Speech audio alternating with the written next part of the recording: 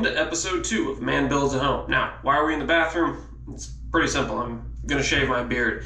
In simply a recap of what happened yesterday, my beard represents the property overgrown with weeds, trees, bushes, and whatsoever. And I figured this would be a decent recap. Also, I needed to shave, so 2 for 1.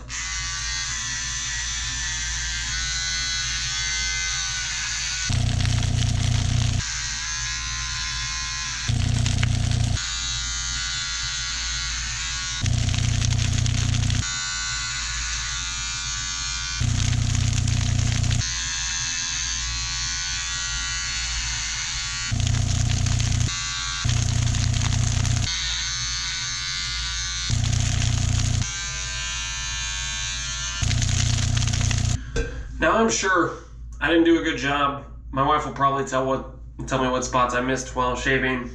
Doesn't really matter. I'll fix it in post. But that represents what happened last episode. We cleared the property. This episode, it's all about that foundation. Let's get into it. We are on the clock here. We have the excavator, which we rented for about $1,600, a little bit more because of tax, for a week.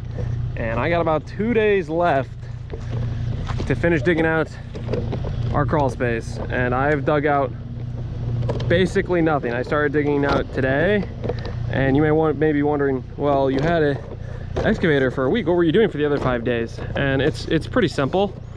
I was basically burning all the brush and moving around the brush pile into that big burn pile in the center. But we're now in crunch time, and I'm probably not going to sleep much. We'll see if I can end up getting this all dug. Enjoy the montage of me stressing out, trying to get this thing dug.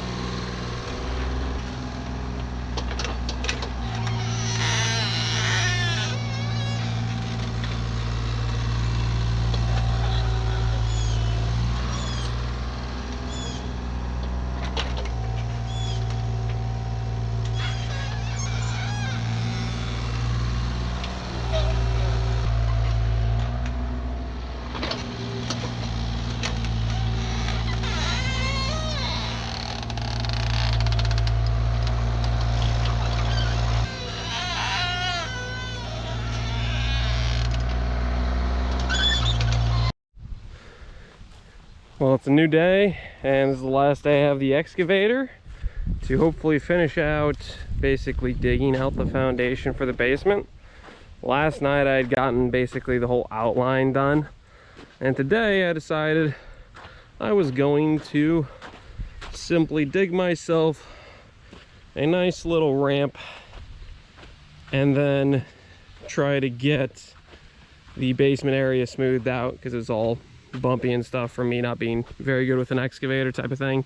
Try to level this thing out, and lo and behold, I have made mistakes, and it's now digging itself into a hole, which is very, very unfortunate. I didn't realize that it was wet down here until I was basically stuck, and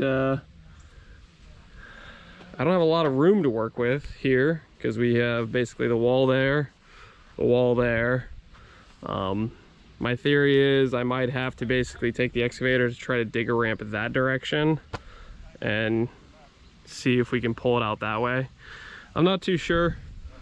Moral of the story is I'm a bit sad because there's just still more things I need to do with the excavator, and it cost roughly around $1,600 to rent. It was a decent amount of expense, so it feels bad to not get everything I wanted to get done with it, but life goes on. We'll see if we can get it out or not.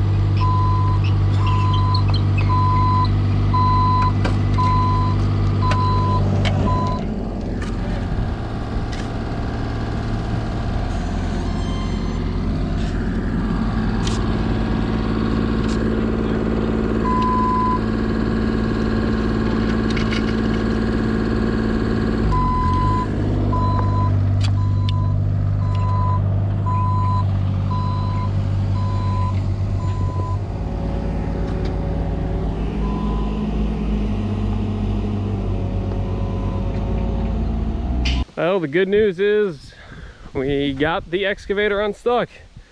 Bad news is it cost me a small price of $450 to do it, to pay the tow guy. They came with basically a big bobcat with a huge custom-made winch setup, and yanked it out that way, and it was able to drive out once it got up here. But man, tell you what, I showed up today to try to smooth out my basically the base area here that I dug out, and I made it less smooth, and I spent an extra $450 and multiple hours of sitting around in the sun to do it. So that's just how it goes sometimes. Can't win them all. A little sad right now, but I'll get over it. It's just kind of what happens. Sometimes you live and you learn, and sometimes when you learn it hurts financially, but that's okay. We'll be all right. Welcome to the expense of the project portion of the video. I'm going to start including this at the end of each video as we get additional costs into the project, as we do more things, as we buy more materials, as we pay more basically subcontractors depending on what I hire out. And right now we're looking at 18 grand for the property. Not too bad. It's a decent property, half an acre. It's a nice little subdivision. I think it's fine.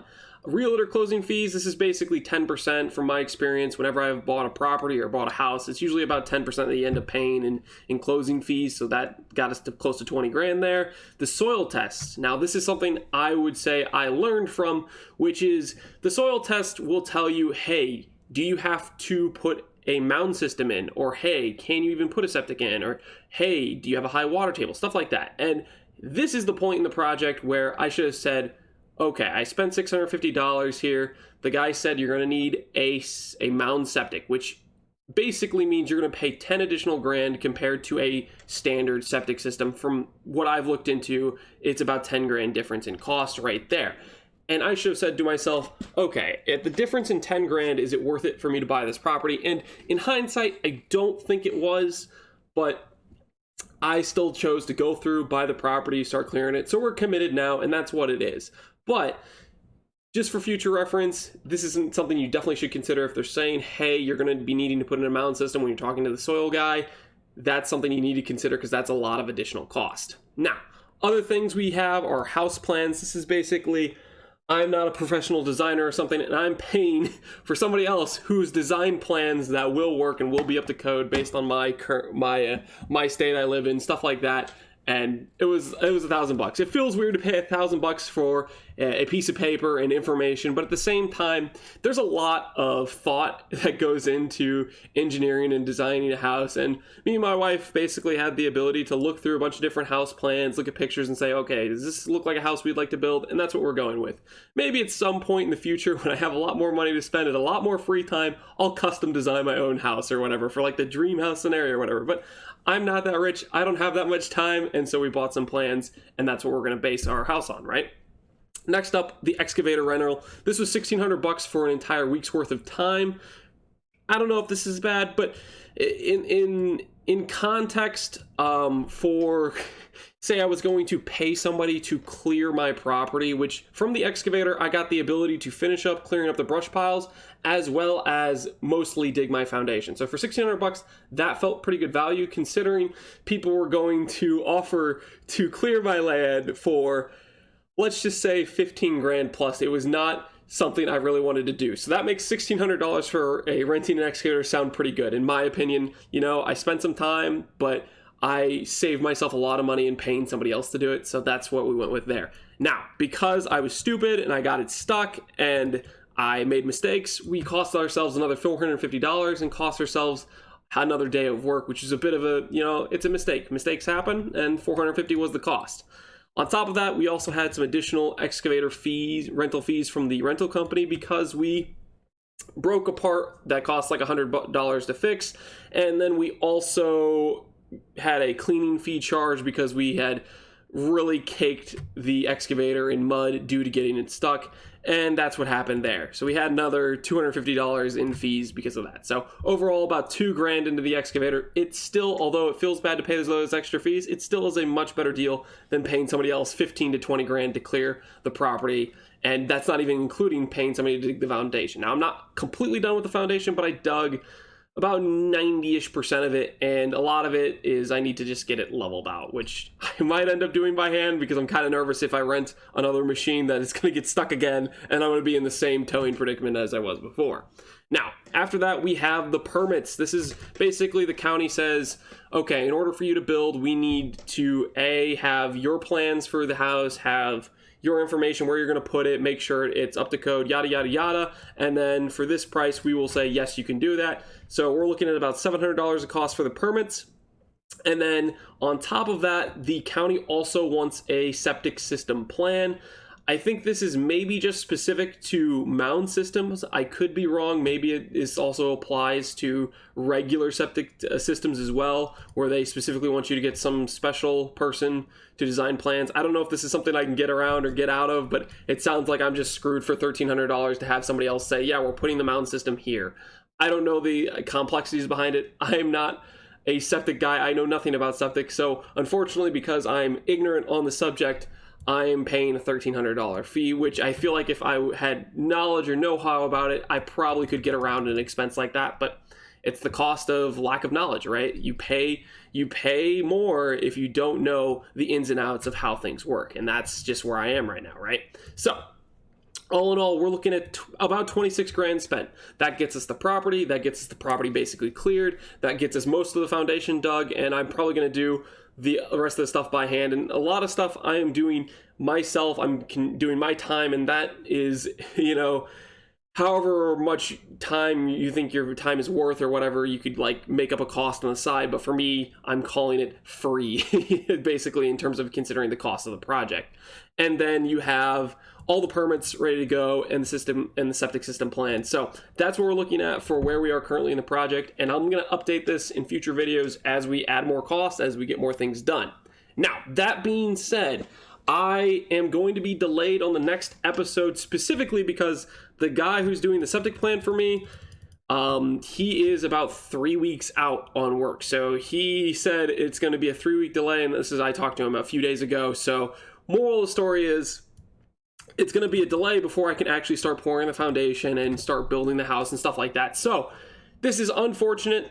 It works out fine because I'm planning to be streaming the first 2 weeks of PoE League anyways. I'm going to be making PoE content, so it's not as bad.